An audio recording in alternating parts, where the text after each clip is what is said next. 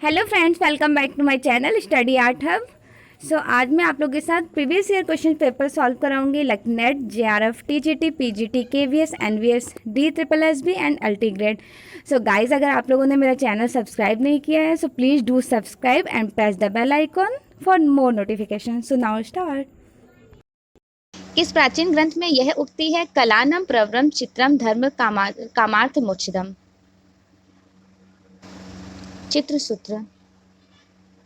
बात कर लेते हैं चित्रसूत्र के बारे में कि ये क्या है। तो ये विष्णु धर्मोत्तरा पुराना 6ठी शताब्दी गुप्त काल की एक ग्रंथ है, नॉवेल। तो उसमें ये बताया गया है, सर्वप्रथम 9 रसों का उल्लेख किया गया है और साथ ही साथ विष्णु धर्मोत्तरा पुराण के जो तृतीय खंड है, तृतीय खंड के 35 से लेकर 43 नंबर की जो चैप्टर है, पार्ट है, उसको क्या कहते हैं? तो उसे कहते हैं चित्रकला, चित्रसूत्र। और टोटल कितने चैप्टर्स हैं ये? तो टोटल है ये 9 चैप्टर, 9 मतलब पार्ट है इसमें। फ्रेंड्स, जान लेते हैं कि चित्रसूत्र का सर्वप्रथम अंग्रेजी अनुवाद किसने किया था? तो 1921 में स्टेला क्रैमब्रिज ने। और चित्रसूत्र का हिंदी अनुवाद किसने किया है? तो बाला शाह ने, बाला शाह। ठीक है। अब हम ये क्लियर कर लेते हैं कि चित्रसूत्र में टोटल कितने कलर्स यूज हुए हैं। तो टोटल यहाँ पर 5 कलर्स यूज हुए हैं। कौन कौन से? Primary and achromatic.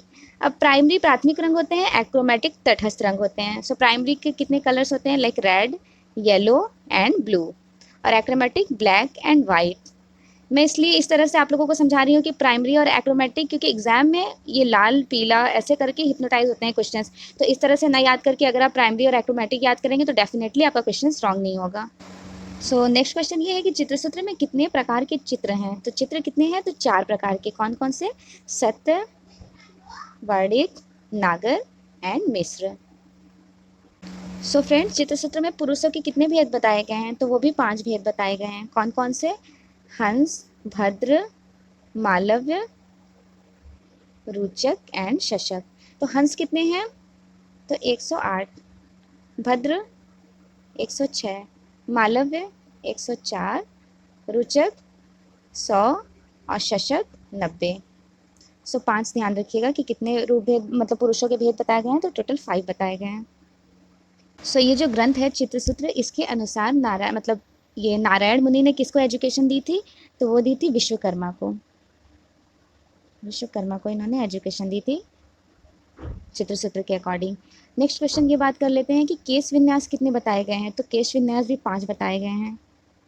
और चित्रसूत्र के अनुसार चित्रों में सबसे महत्वपूर्ण अंग कौन सा है? तो सादृश्यम है। सादृश्यम जिसे बोलते हैं सिमिलैरिटी। चित्रसूत्र में कितने आयाम बताए गए हैं? तो टोटल 9 आयाम बताए गए हैं।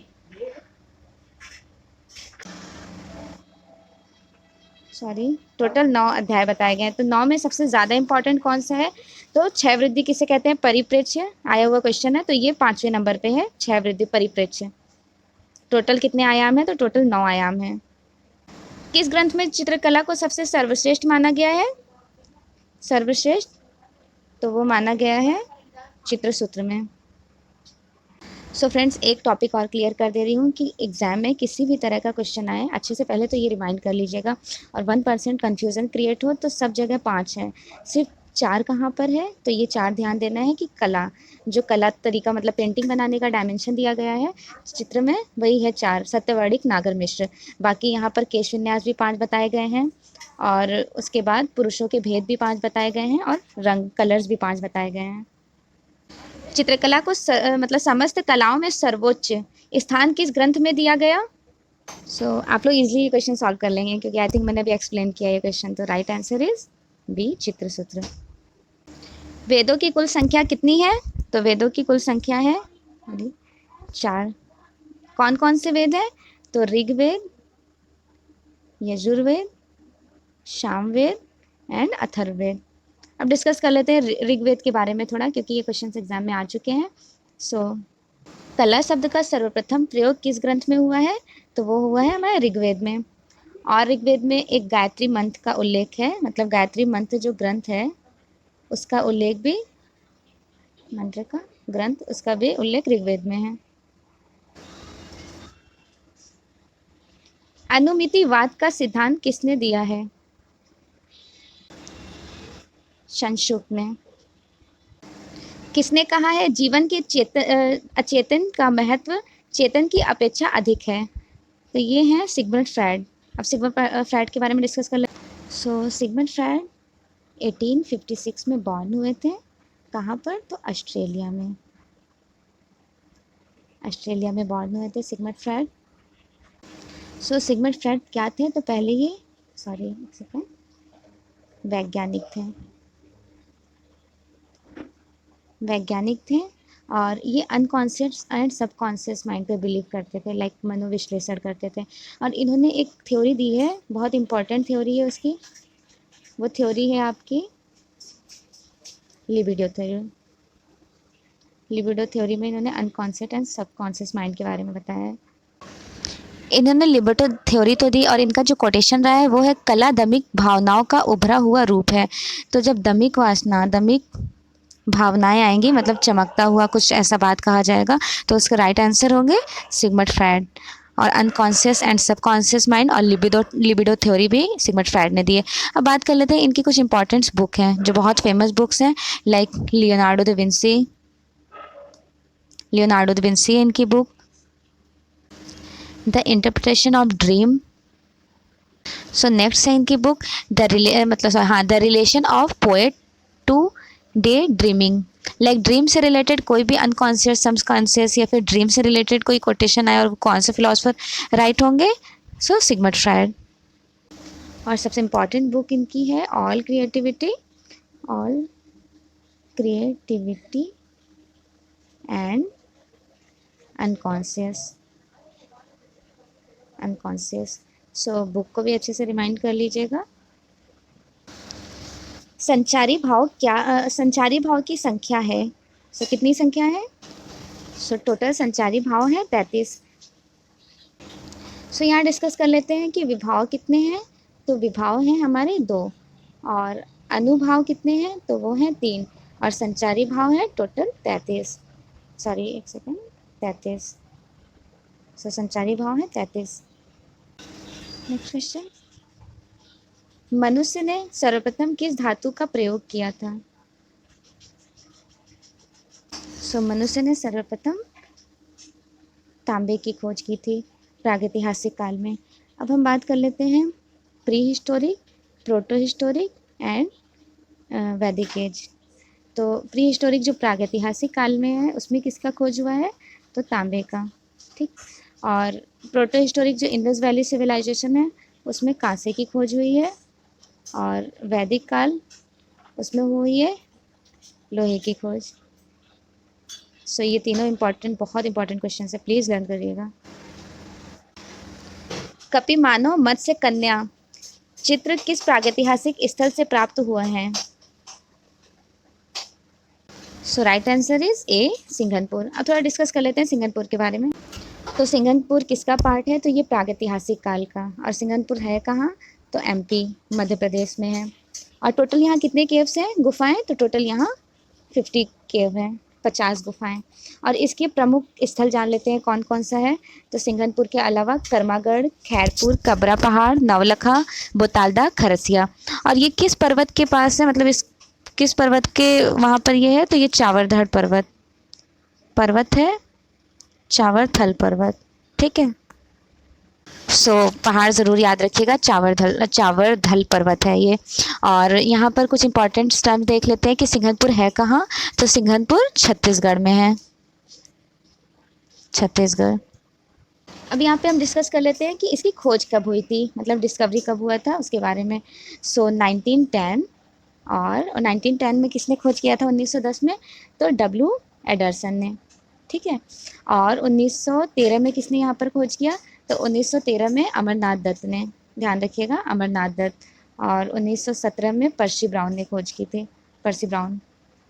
यहाँ की कुछ फेमस पेंटिंग है, लाइक असन्नत कंगारू और जंगली भैंसे का अंकन या शिकार अथवा जंगली भैंसा।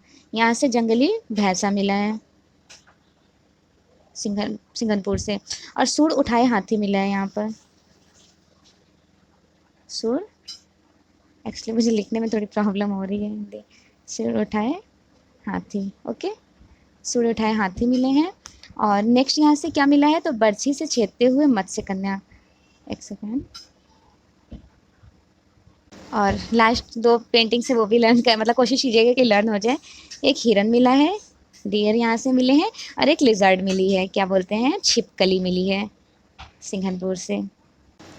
पहाड़गढ़ की खोज किसने की, तो पहाड़गढ़ की खोज की है डीपी द्वारिकेश ने।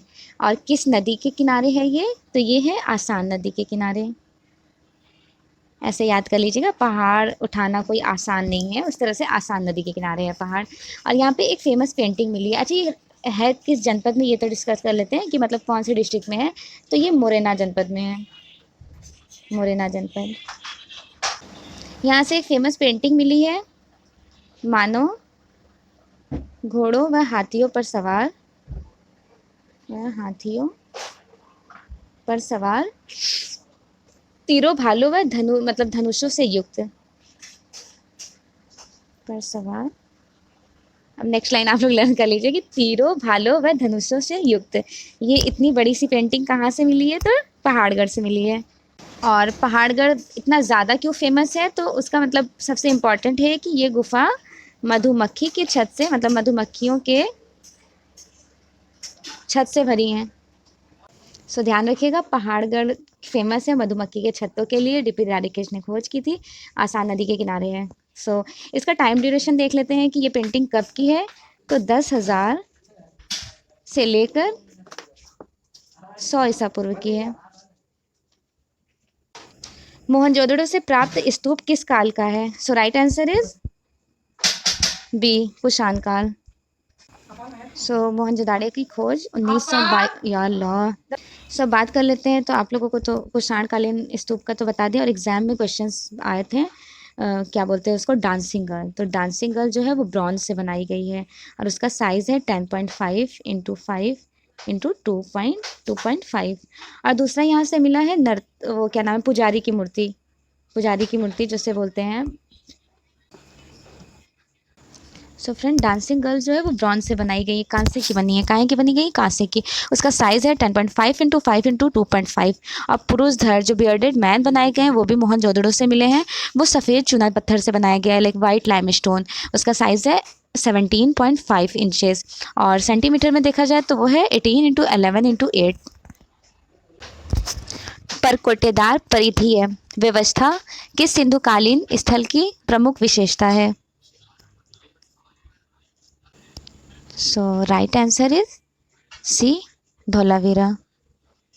सो धोलावीरा के बारे में थोड़ा डिस्कस कर लेते हैं कि ये क्या है। तो धोलावीरा जो है वो इंडस वैली सिविलाइजेशन, सिंधु घाटी सभ्यता का एक पार्ट है, जिसका अर्थ होता है सफ़ेद कूप या कुआं। सफ़ेद कूप या कुआं किसका अर्थ होता है, तो धौलावीरा का। और नेक्स्ट क्वेश्चन यहाँ से ये आने के चांसेस क्या आ भी चुके हैं, ये क्वेश्चन कि मतलब सफ़ेद पर ये है ना, सफ़ेद परिधि परकोटेदार परिधि है, तो ये किसे कहते हैं, तो ये चार दीवार को कहते हैं, चार दीवार, चार दीवार को कहते हैं, परकोटेदार परिधि है। और दूसरे क्वेश्चन ये हैं कि 1998 ईस्वी में, सॉरी 1998 ईस्वी में यहाँ से एक उत्खनन मिला था, स्नानागार, स्नानागार मिला था। सो धौलावीरा का जो उत्खनन के बाद यहाँ से कुछ और भी मिला। धौलावीरा में रॉक कट आर्किटेक्चर, क्या मिला है, रॉक कट आर्किटेक्चर मिला है धौलावीरा से। और धौलावीरा से एक 10 चित्रों वाला अभिलेख, मतलब 10 चित्रों वाला यहाँ पर अभिलेख मिला है, धौलावीरा से 10 चित्रों का अभिलेख भी मिला है। और एक इम्पॉर्टेंट थिंग कि यहाँ से एक और क्या चीज़ मिला है, तो वो मिला है स्टेडियम के साँचे। स्टेडियम के साँचे कहाँ से मिले हैं, तो वो मिले हैं धौलावीरा से। सो इसका विभाजन कितने त्रिस्तरीय पर किया गया है, तो मतलब सॉरी त्रिस्तरीय मतलब 3 पर इसका विभाजन हुआ है। तो कौन कौन सा है वो त्रिस्तरीय, पहला है दुर्ग, दूसरा है मध्य, ये दुर्ग मध्य, और तीसरा है निचला। तो 3 स्तर पर इसका विभाजन हुआ। हीगल ने किस कला को सर्वश्रेष्ठ माना है, so right answer is B, काव्य को। सो बात कर लेते हैं थोड़ा हीगल की क्लासिफिकेशन के बारे में। हीगल ने जड़ व चेतन के आधार पर कलाओं को कितने भागों में बांटा है, तो वो 5 भागों में बांटे हैं। वो 5 भाग कौन कौन से हैं, सो पहला है काव्य, दूसरा है संगीत, और तीसरा है चित्रकला, और चौथा है मूर्तिकला, और पांचवा है इनका स्थापत्य कला। अब हम यहाँ डिस्कस कर लेते हैं कि इन्होंने सबसे सर्वश्रेष्ठ किसे माना। तो काव्य को पहले नंबर पर, दूसरे नंबर पर इन्होंने संगीत को रखा, और चित्रकला को इन्होंने तीसरे और चौथे नंबर पर मूर्तिकला को रखे हैं, और पांचवें नंबर पर स्थापत्य को रखे हैं। तो इन्होंने किसके अकॉर्डिंग इसका डिवाइडेशन करके मतलब स्टेजेस हाईएस्ट और लोएस्ट पर रखा है। तो काव्य में मतलब ज़्यादा मटेरियल यूज़ नहीं किया जाता है, तो उन्होंने काव्य को सबसे सर्वश्रेष्ठ माना है। फिर उसके बाद म्यूज़िक को, मतलब संगीत को, म्यूज़िक के बाद इन्होंने स्कल्पचर को पेंटिंग को थर्ड नंबर पर रखा है, फिर फोर्थ नंबर पर स्कल्पचर को, और आर्किटेक्चर को लास्ट नंबर पर रखा है, इसलिए क्योंकि ये निम्न कला है और अधिक सामग्री है, और जो काव्य जो हमारा है वो उच्च कला है और कम सामग्री है। और ये डिवाइडेशन किस आधार पर किया है इन्होंने, तो जड़ व चेतन के आधार पर। सो अब बात कर लेते हैं कि हेगल ने विश्व की कलाओं को कितने पार्ट्स में डिवाइड किया। तो विश्व की कला को 3 पार्ट्स में। तो वो 3 पार्ट्स कौन कौन से हैं। सो फर्स्ट है हमारा प्रतीकात्मक, जिसे बोलते हैं सिंबॉलिक, और दूसरा है शास्त्रीय कला, जिसे कहते हैं क्लासिकल, और चौथा है स्वच्छंदतावाद रोमांटिक। तो इन्होंने जो क्लासिकल का, एक सेकेंड सॉरी,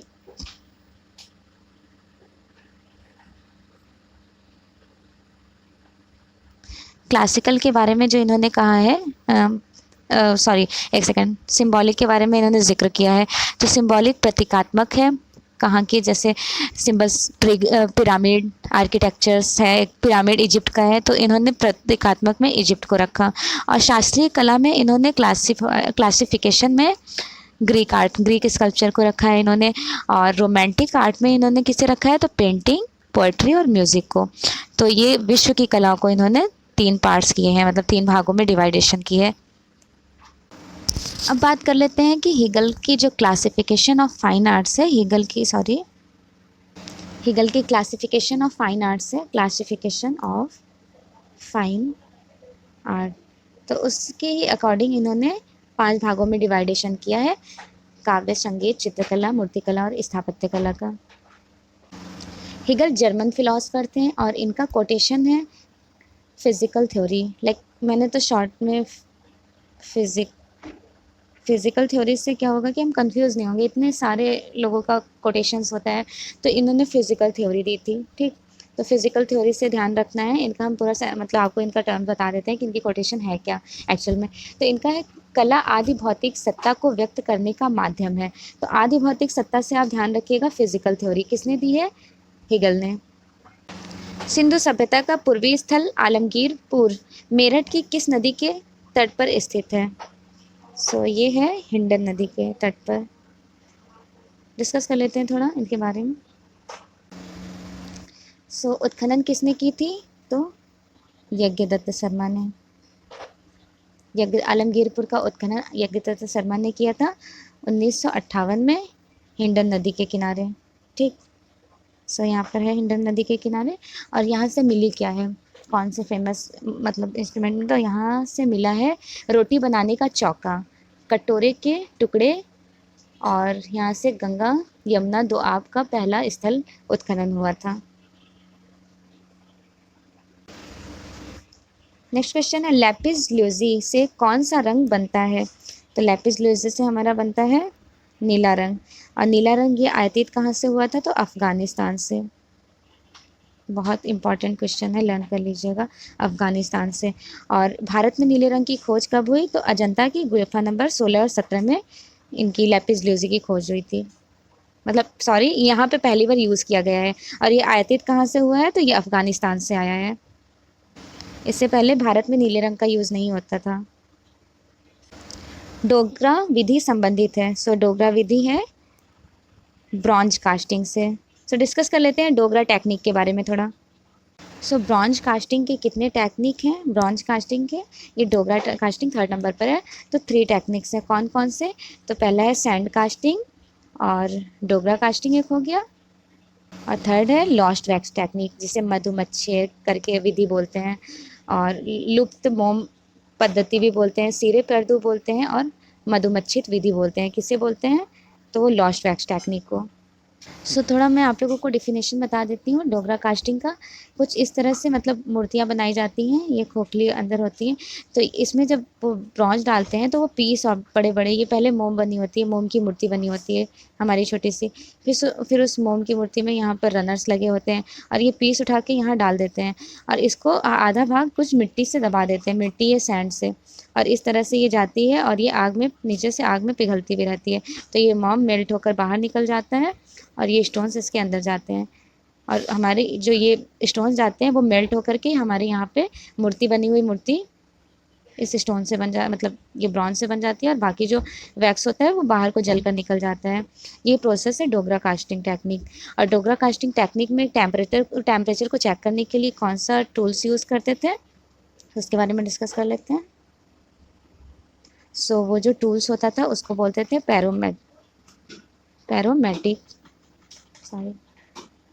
पैरोमेट्रिक कोन। इसे चेक करते थे टेम्परेचर डोगरा कास्टिंग का। मोहनजोदड़ो से प्राप्त नर्तक धड़ नटराज की माप है, तो उसकी माप क्या है नटराज की? मैंने आपको अभी इससे पहले बताया भी था नर्तक धड़ का, तो वो है 18x11x8 सेंटीमीटर, जो इंचेस में है 7.5 इंचेस। और ये बनाई किससे गई है? तो सफ़ेद चूना पत्थर, वाइट सैंडस्टोन से, sorry white lime stone, sorry. मौर्यकालीन सारनाथ स्तंभ किस पत्थर से निर्मित है? तो ये है रेड सैंडस्टोन। तो right answer is B, Chunar बलुआ पत्थर। ये हमारे पास में ही मिलता है, मतलब लाइक मिर्ज़ापुर में। किस मौर्यकालीन स्तंभ शीर्ष पर उड़ते हुए हंस और मोर अंकित हैं? तो ये हैं हमारे लुम्बिनी स्तंभ में। किस मौर्यकालीन स्तंभ शीर्ष पर उड़ते हुए हंस और मोर अंकित है? तो वो है लौरिया नंदनगढ़ स्तंभ में। गाइज लौरिया नंदनगढ़ का स्तंभ है कहाँ पर? तो बिहार, चंपारण जिला बिहार में, चंपारण जिला बिहार में है। रिमाइंड कीजिएगा, बहुत इंपॉर्टेंट क्वेश्चन है। कार्ले में कुल कितनी गुफाएं हैं? तो कार्ले में टोटल 4 गुफाएं हैं। डिस्कस कर लेते हैं थोड़ा, 4 गुफाएं कौन कौन सी हैं। तो पहले नंबर की गुफा है चैत्या, जिसे प्रेयर हॉल कहते हैं, प्राथमिक प्रार्थना स्थल। और जो 3 गुफाएं और हैं, मतलब पहली गुफा चैत्या है और बाकी जो 3 गुफाएं हैं वो विहारा है। तो इस तरह से ध्यान रखिएगा, एक चैत्या है, 3 विहारा। विहारा जहाँ बुद्ध लिविंग प्लेस, जहाँ बुद्ध रहते थे। कार्ले में टोटल 4 गुफाएं हैं, एक चैत्या और 3 विहारा।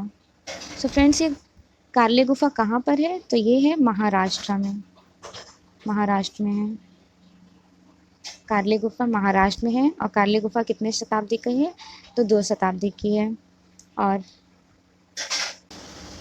37 पंक्तियाँ स्तंभ कहाँ से मिले हैं? पंक्तियाँ स्तंभ के कटार, तो वो मिले हैं स्तंभों के कटार। एक सेकंड,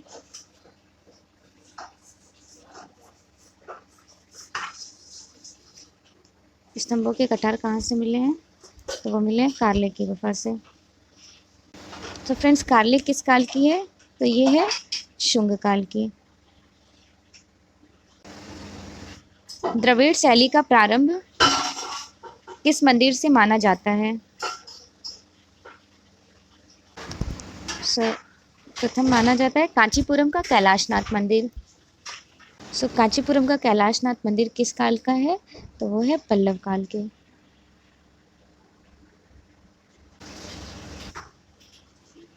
निशुंभ सोदिनी मंदिर किस काल का है? तो वो है चोल काल का। और चोल काल फेमस क्यों है? तो यहाँ पे ब्रॉन्ज कास्टिंग में काम हुआ है। और सबसे फेमस स्कल्पचर है नटराज की मूर्ति यहाँ से मिली है और एक उमा की मूर्ति मिली है। लखनऊ कला विद्यालय में ग्राफिक कला की शुरुआत किसने की थी? ग्राफिक कला की शुरुआत की थी ललित मोहन सेन ने। और ललित मोहन सेन फेमस क्यों हैं? ये लखनऊ कॉलेज ऑफ आर्ट है, वहाँ के प्रथम स्टूडेंट हैं। नेथेलियन हंट के, मतलब नेथेलियन हंट से पहले लखनऊ कला विद्यालय का टाइम है 1911। तो उसके सबसे पहले जो टीचर है वो नेथेलियन हंट, और वो किसके स्टूडेंट थे? नेथेलियन हंट के पहले स्टूडेंट थे ललित मोहन सेन। ट्रायंगल ग्रुप की स्थापना किसने की? तो ट्रायंगल ग्रुप की स्थापना वीरेश्वर भट्टाचार्य ने की। अनुराधापुर प्रसिद्ध बौद्ध स्थल है। सो ये है श्रीलंका की। भारतीय ध्वज में प्रयुक्त रंग केसरिया प्रतीक है। तो केसरिया किसका प्रतीक है?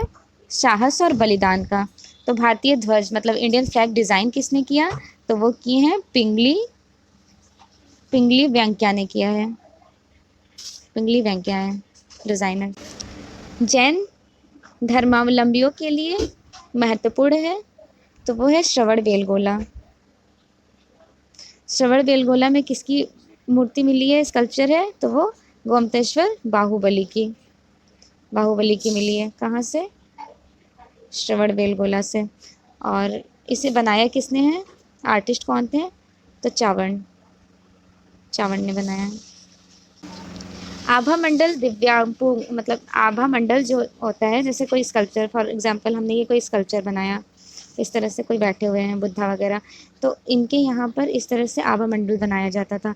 तो आभा मंडल दिव्यापुंज किस कला की देन है? दिव्यापुंज है। आभा मंडल दिव्यापुंज किस कला की देन है? तो गांधार की है।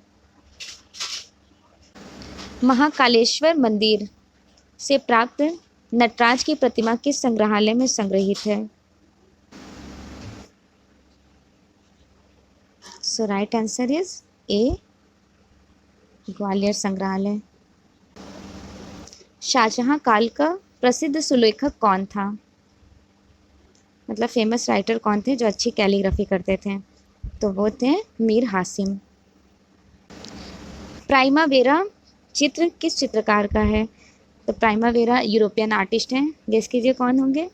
Leonardo da Vinci, Raphael high Renaissance artist हैं, और पेरोजिन जो हैं वो है मैनरिज्म के जूलिया रामानो पर।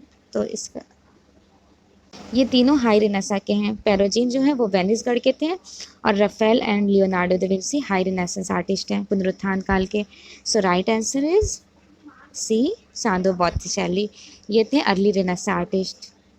सो सांदो बॉत्तिचेली कब पैदा हुए थे? तो ये हुए थे 1445 ईस्वी में।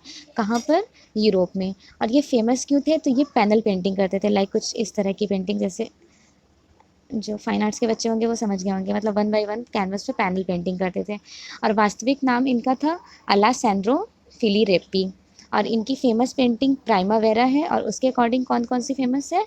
तो नेक्स्ट इनकी मार्क एंड वीनस और birth of Venus. Birth of Venus is a must must must important, so please इसे लर्न कीजिएगा। अब बर्थ ऑफ वीनस और प्राइमावेरा ये दोनों एग्जाम में आ चुके हैं। और एक और इम्पॉर्टेंट है टेम्पटेशन। टेम्पटेशन तो काफ़ी आर्टिस्ट की है, लेकिन इनकी भी इम्पॉर्टेंट है। भले ही यूरोप पॉल गॉगन, हेनरी मैथिस और जॉर्ज ब्रॉक है, मतलब भले ही यूरोप पॉल गॉगन, हेनरी मैथिस और जॉर्ज ब्रॉक है, लेकिन भारत सिर्फ मेरा है। किसने कहा है? मतलब वेस्टर्न आर्टिस्ट की कंपेयर करके वो इंडिया की तारीफ कर रहे हैं। तो गेस कीजिए कौन से आर्टिस्ट हो सकते हैं? So right answer is B, Amrita Shergil. Amrita Shergil was born in 1913 in Budapest, Hungary.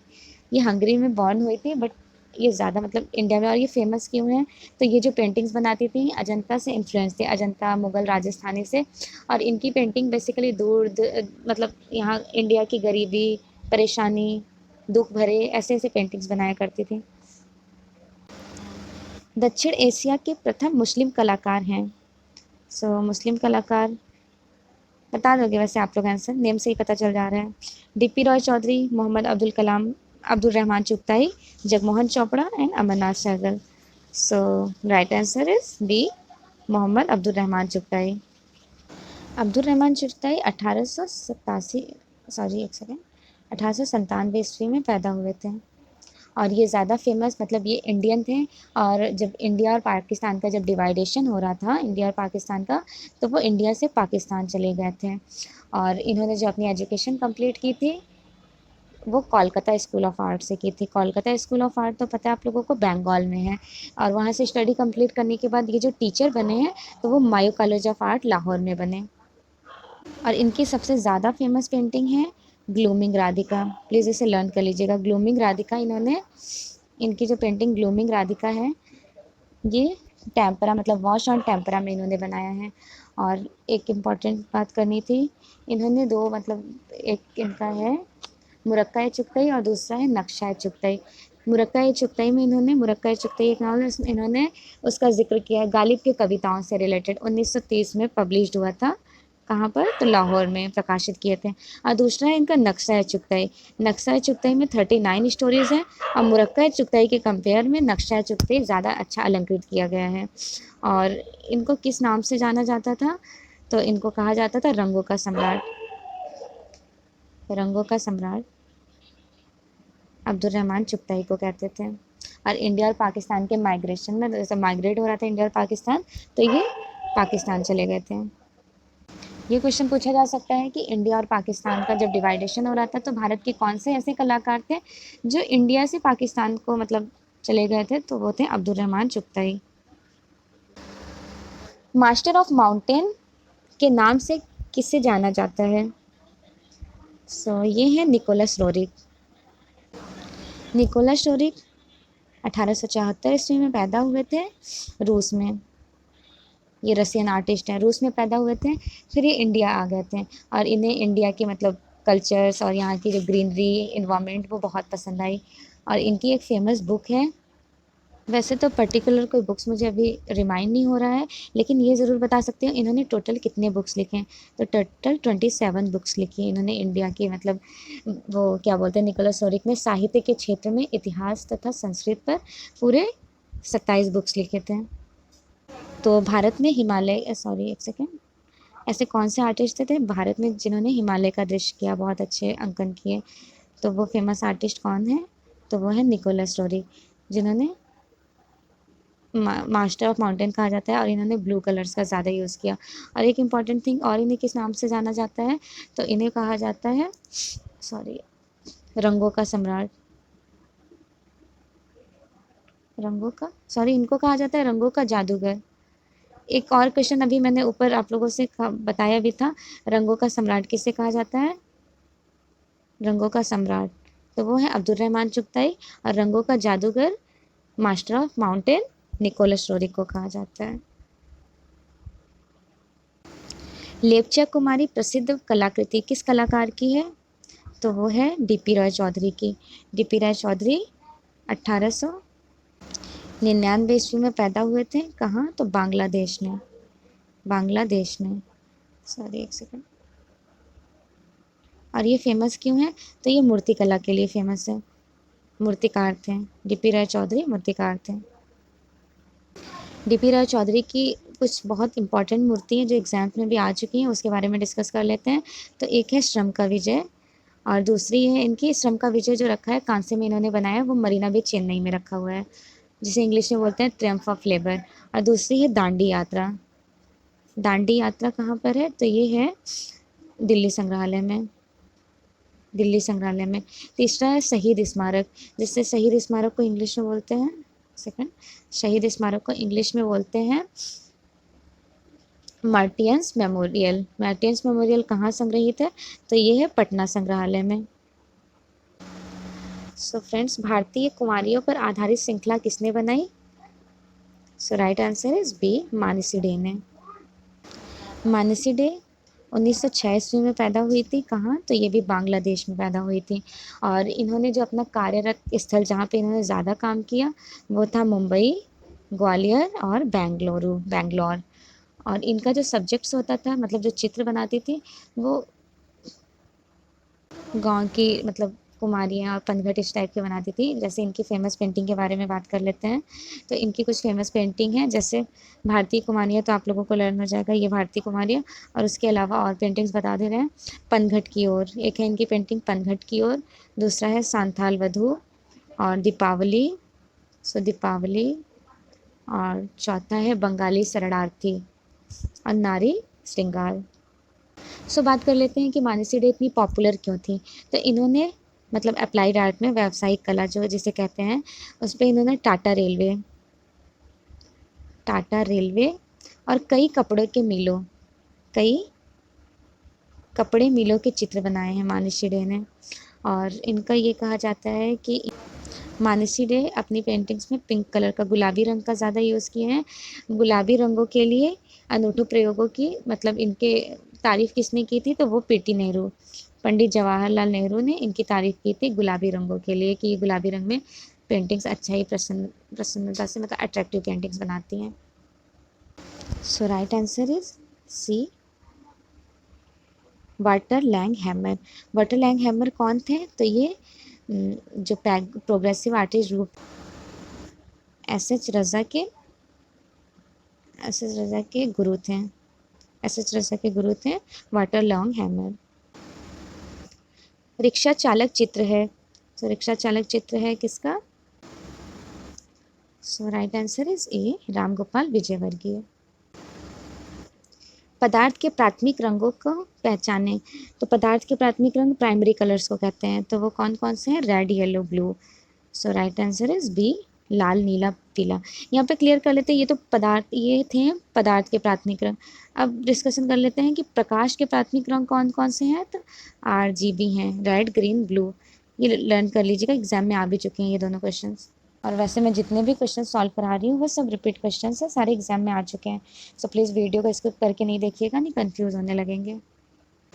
So next question है, मूर्तियाँ कितने प्रकार की होती हैं, तो मूर्तियाँ कितने प्रकार की होती हैं, तो वो 2 प्रकार की होती हैं। कौन कौन से, subtractive and additive. So discussion कर लेते हैं, सब्सट्रैक्टिव मूर्तियाँ कौन सी होती हैं वो, और एडिटिव किसे कहते हैं। सब्सट्रैक्टिव बेसिकली उसे कहते हैं जिसमें कोई भी चीज़ें ऐड नहीं की जाए, उसे तराशा जाए। एडिटिव जिसमें ऐड करते हैं, योग्यात्मक। एडिटिव योग्यात्मक को कहते हैं, सब्सट्रैक्टिव वैकलनात्मक। तो हम पहले सब्सट्रैक्टिव की बात कर लेते हैं। तो जो हमारा कार्विंग होता है, उत्कीर्णन, कार्विंग किस में आएगा, कार्विंग है सब्सट्रैक्टिव। और एडिटिव में है कास्टिंग, असेंबलाज, एंड मॉडलिंग। तो आई थिंक अब आप लोग को कोई कन्फ्यूज़न नहीं होगा, क्लियर हो गया होगा कि सब्सट्रैक्टिव जो होता है वो वैकलनात्मक होता है। वैकलनात्मक में कार्विंग, मतलब कोई भी मूर्ति हम सपोज इस तरह से बना रहे हैं, तो अब हम इसे कार्व कर करके अंदर अंदर से निकालेंगे, हटाएंगे उस एरिया को। और एडिटिव में क्या करेंगे, हम एक ज़ीरो शून्य से लेंगे, जैसे क्ले हो गया, उसे जोड़ते जोड़ते जोड़ते स्कल्पचर को रेडी करेंगे, तो उसे एडिटिव कहते हैं। योग्यात्मक, तो योग्यात्मक क्या क्या है, मॉडलिंग, कास्टिंग एंड असेंबलाज। गेस कीजिए, अगर हम कोई मूर्ति बना रहे हैं तो मॉडलिंग में क्ले की, वैक्स की, तो उसमें छोटे छोटे कण को जोड़ा करेंगे। और कार्विंग में हम पत्थर की मूर्ति में उसे कार्व करके, इंग्रेव करके एरिया को हटाएंगे। तो आई थिंक आप लोगों को अच्छे से क्लियर हो गया होगा। सब्सट्रैक्टिव और एडिटिव 2 पार्ट्स हैं, और सब्सट्रैक्टिव के अंदर कार्विंग है, और एडिटिव के अंदर मॉडलिंग, कास्टिंग और असेंबलाज। जुबेन निशा चित्र है। सो जुबेन निशा चित्र किसका है, जिसे बोलते हैं पक्षियों का चितेरा, देवकी नंदन शर्मा का है। सो देख लेते हैं देवकी नंदन शर्मा कब पैदा हुई थी, तो 1917 में ये पैदा हुई थी, बॉर्न हुई थी, और 2005 में इनका डेथ हो गया था। और ये कहाँ की रहने वाली हैं, तो अलवर राजस्थान, की रहने वाली है देवकी नंदन शर्मा। और इन्होंने जो शिक्षा लिया था वो महाराजा स्कूल ऑफ आर्ट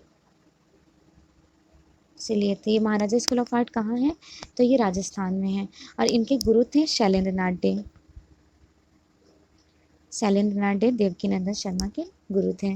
और देवकी नंदन शर्मा भित्ति चित्र तकनीक शांति निकेतन में नंदलाल बोस से सीखी थी। देवकी नंदन शर्मा भित्ति चित्र किससे सीखी थी, तो शांति निकेतन में। तो बताइए शांति निकेतन कहाँ है, ये है कोलकाता में। तो शांति निकेतन में इन्होंने भित्ति चित्र सीखी है विनोद बिहारी मुखर्जी और नंदलाल बोस से।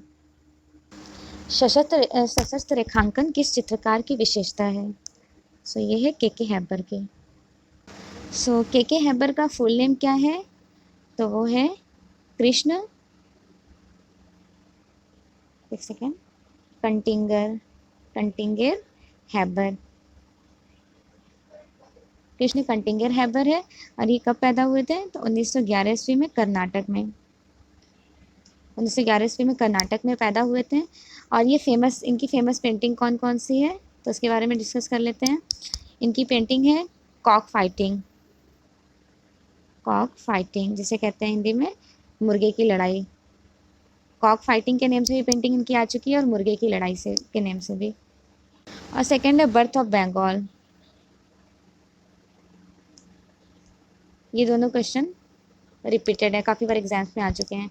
बरसाती मौसम, भूखा, और माँ के पाँव में झूलता लड़का, और फैक्ट्री, ये टाइल्स फैक्ट्री भी बहुत इंपॉर्टेंट है, टाइल्स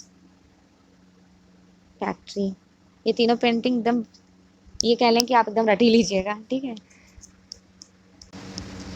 गगनेन्द्रनाथ टैगोर के चित्रों का वर्गीकरण कितने भागों में किया गया? देख लेते हैं कितने भागों में किया गया। तो 5। कौन कौन से भाग थे उसके बारे में डिस्कस कर लेते हैं।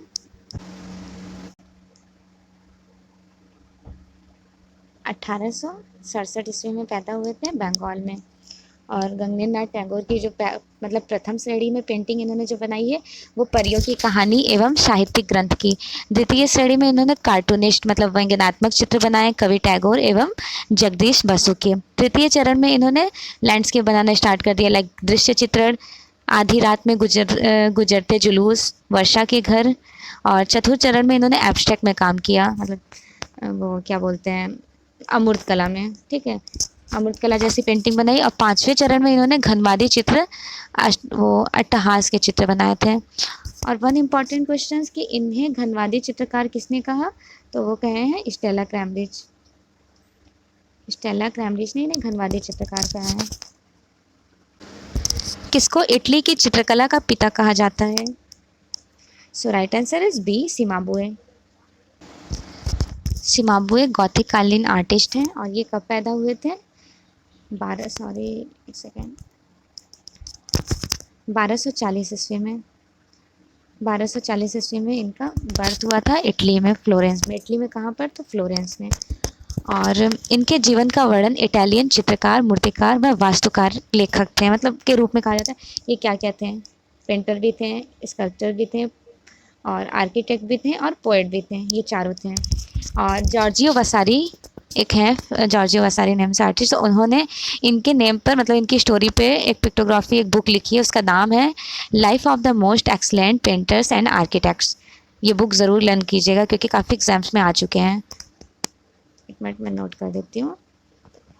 Life of the most excellent painters and architects. Indian art today पुस्तक किसकी है? इंडियन आर्ट टुडे है अमृता शेरगिल की। वॉल्टर लैंग हैमर का जन्म कहाँ हुआ था? ये बॉर्न हुए थे ऑस्ट्रेलिया में। एक सेकेंड, ऑस्ट्रेलिया में बॉर्न हुए थे। कब हुए थे? तो 1905 में। 1905 में। और ये किसके टीचर रहे हैं? तो रज़ा के। पैग आर्टिस्ट ग्रुप है एस एच रज़ा, उनके गुरु थे ये। और ये चित्रण किसका करते थे? ज़्यादा पेंटिंग किसकी बनाई है इन्होंने? तो ज़्यादा ये दृश्य चित्र करते थे। दृश्य चित्र लाइक मतलब ग्रीनरी से रिलेटेड नेचुरल पेंटिंग करते थे। Water long hammer. पेंटिंग है रेप ऑफ यूरोपा, मतलब यूरोप का शीलभंग, चित्र किसने चित्रित किया? यूरोपियन आर्टिस्ट टिशियन ने। टिशियन कब पैदा हुए थे? 1485 ईस्वी से 1576 तक के। देख लेते हैं कहाँ पैदा हुए थे। तो कैडोर इटली में। इटली में। और टिशियन किस ग्रुप से मतलब जुड़े हुए हैं? तो जॉर्जियानो, टिशियन, ये लोग थे। High renaissance. यूरोप में एक ग्रुप चला था हाई रेनेसां, जिसे बोलते हैं पुनरुत्थान काल। उसके 2 पार्ट्स थे। फर्स्ट पार्ट में थे Leonardo da Vinci, Michelangelo and Raphael. और सेकेंड पार्ट में थे कैरावेजियो, जॉर्जियानो, टिशियन, कैरावेजियो और लोरेंजो तोल्लो। ये जो मैंने डायग्राम बनाया है और ये जितने आर्टिस्ट आप लोगों को दिख रहे हैं ये बहुत इंपॉर्टेंट है। ये सारे आर्टिस्ट का आप डिस्क्रिप्शन अच्छे से देख लीजिएगा एग्ज़ाम पेपर देने से पहले। वैसे तो मैं सॉल्व करा दूँगी 1 बाय 1 करके। एक इम्पॉर्टेंट बात और कर लेते हैं कि ये मतलब ये जो पेंटिंग है यूरोप का शीलभंग। ये इंग्लिश टर्म्स में भी आते हैं। रेप ऑफ यूरोपा आते क्या, आ भी चुके हैं कितनी बार। और मैं यहाँ पे इंग्लिश वर्जन इसलिए यूज़ कर रही हूँ क्योंकि ऑलमोस्ट फाइन आर्ट्स में ऐसा होता है कि एग्ज़ाम जब हम देने जा रहे होते हैं लर्न करके तो बहुत अच्छे से जाते हैं, तो वहाँ पे टर्म्स इंग्लिश यूज़ कर लेते हैं वो लोग पेंटिंग्स के, या फिर किसी इज़्म का, लाइक हाई रेनेसा हो गया, तो हाई रेनेसा को हिंदी में पुनरुत्थान काल कहते हैं। सो ये जो टीशियन थे ये वेनिस के थे, वेनिस इटली में चला था। सॉरी, मतलब वेनिस किसका पार्ट है, तो वो इटली का पार्ट है। नेक्स्ट है, मैं चित्र नहीं जख्म बनाता हूँ, किसने कहा है? So right answer is B, Somnath और। 1921 ईस्वी में चटगांव बांग्लादेश में ये पैदा हुए थे। कहाँ पर? तो बांग्लादेश में। और सॉरी, और इनका जो माध्यम मीडियम था वो क्या था? तो वो था कांसा। कांसा में काम करते थे सोमनाथ और ये कलकत्ता से शिक्षा प्राप्त की, और शिक्षण कार्य इन्होंने कहाँ किया? तो ये कोलकाता में, मतलब टीचर जो कोलकाता में थे और बड़ौदा में थे, बड़ौदा और कोलकाता में थे। एजुकेशन कंप्लीट की इन्होंने कोलकाता से। और फर्स्ट इंपॉर्टेंट है कि ये पेंटिंग जो बनाते थे उनके सब्जेक्ट्स क्या होते थे? तो ये बंगाल के दुर्भिक्ष ने इनकी कल्पना शक्ति का गहरा प्रभाव, मतलब बंगाल के जो दुर्भिक्ष थोड़े वो उनके प्रॉब्लम्स थे, तो उसके इनके माइंड पे बहुत ज़्यादा असर किया। और इनकी फेमस मूर्ति है, इसके बारे में जिक्र कर लेते हैं।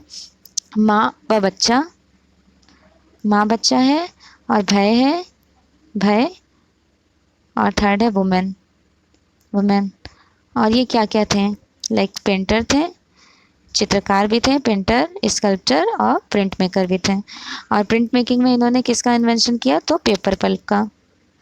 पेपर पल्प टेक्निक सोमनाथ होरे की है।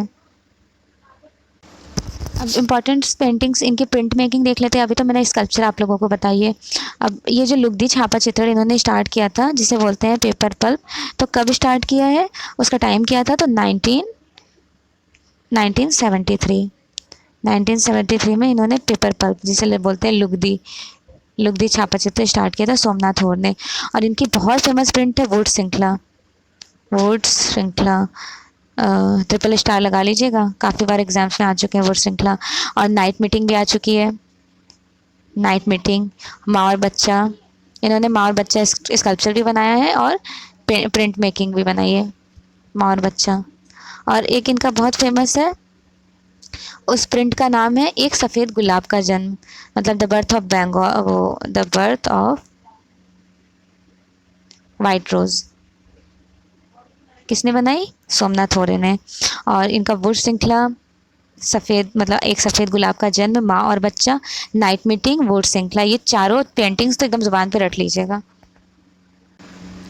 धन्य है शांति के दूत चित्र किस चित्रकार का है?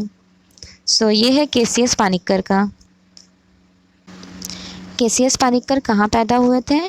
तो 1911 में केरला के कोयम्बटूर में बॉर्न हुआ था इनका। और इनकी फेमस पेंटिंग है आदम और हवा। आदम और हवा यूरोप में किसकी है? तो यूरोप में है, सॉरी, माइकल एंजेलो की। और एक पेंटिंग है ईशा। और नेक्स्ट इनका words and symbols. Words and symbols तो काफ़ी एग्जाम में पूछ चुका है, वैसे ये सारी पेंटिंग्स पूछी हुई है जो मैं बता रही हूँ। वर्ड्स और सिंबल, मैं जितने भी क्वेश्चंस आपको रिपीट करा रही हूँ, सारे क्वेश्चंस रिपीटेड क्वेश्चंस बस आपको रिवीजन करवा रही हूँ। ये नहीं सोचिएगा कि मैं कुछ एक्स्ट्रा आप लोगों को पढ़ा रही या फिर टाइम वेस्ट हो रहा है, ऐसा कुछ नहीं है। जो बार बार क्वेश्चंस रिपीट हुए उसके मैंने वीडियो, मतलब सारे नोट डन करके क्लियर करा रही। और एक इनका है मालाबार। मालाबार भी बहुत फेमस पेंटिंग है इनकी। और इन्होंने 1966 में इन्होंने चोला मंडल ग्रुप की स्थापना की थी, चोला मंडल। मिसेस कृष्णा हाथी सिंह चित्र किस चित्रकार का है? तो वो है पीटी रेड्डी की। पीटी रेड्डी किस ग्रुप से हैं? पीटी रेड्डी किस ग्रुप के थे? सो राइट आंसर पीटी रेड्डी है। पीटी रेड्डी यंग तरकश ग्रुप एक चला था, यंग तरकश ग्रुप, उसके फाउंडर कहे जाते हैं पीटी रेड्डी। सो देख लेते हैं यंग तरकश ग्रुप की स्थापना कब हुई थी? 1937 में। 1937 में पीटी रेड्डी मुंबई में, मतलब इसका गठन किए थे। इसकी स्थापना जे स्कूल ऑफ आर्ट्स के कलाकारों ने the Bombay group of contemporary Indian artist group के नेम से यंग टर्किश ग्रुप के नाम रखे थे। और इसकी पहली एग्जीबिशन कहाँ लगी थी, मतलब फर्स्ट प्रदर्शनी, तो वो लगी थी मुंबई में 1941 में। बस एक ही एग्जीबिशन इसकी हुई है, 1941 में एग्जीबिशन लगी थी। इसके कुछ फेमस आर्टिस्ट देख लेते हैं यंग टर्कर्स ग्रुप के। पीटी रेड्डी, एमपी भोसले, मजीद बप्पिस्टा और एमवाई कुलकर्णी। कौन सा चित्रकार बालों की लटों, मतलब बालों की लंबी लंबी लटें बनाते थे, तो वो यूरोप के आर्टिस्ट हैं। आई थिंक आप लोगों को पता हो, फेवरेट आर्टिस्ट है मेरे, like Albert Durer. Albert Durer बहुत अच्छी सी प्रिंट मेकिंग इन्होंने रेडी की है, और ये फेमस क्यों थे, तो वुडकट प्रिंटिंग के लिए। और इनकी दो फेमस बहुत इंपॉर्टेंट बुक है, इनकी दो इम्पॉर्टेंट बुक है, उसका नेम है the book of human proportion और द बुक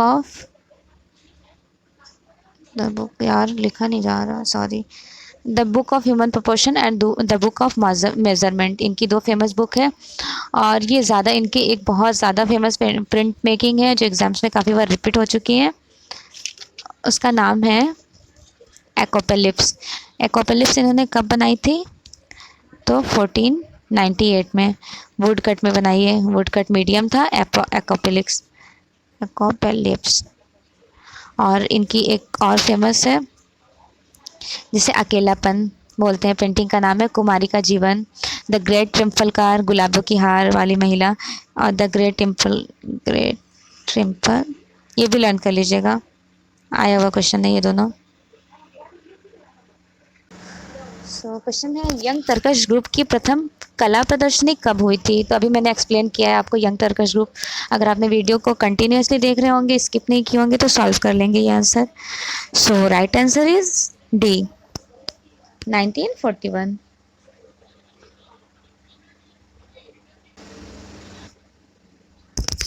सिल्क स्क्रीन अपनाने वाले भारत के प्रथम कलाकार थे, तो सिल्क स्क्रीन में किसने काम किया है इंडिया में, right answer is B, KG Subramaniam.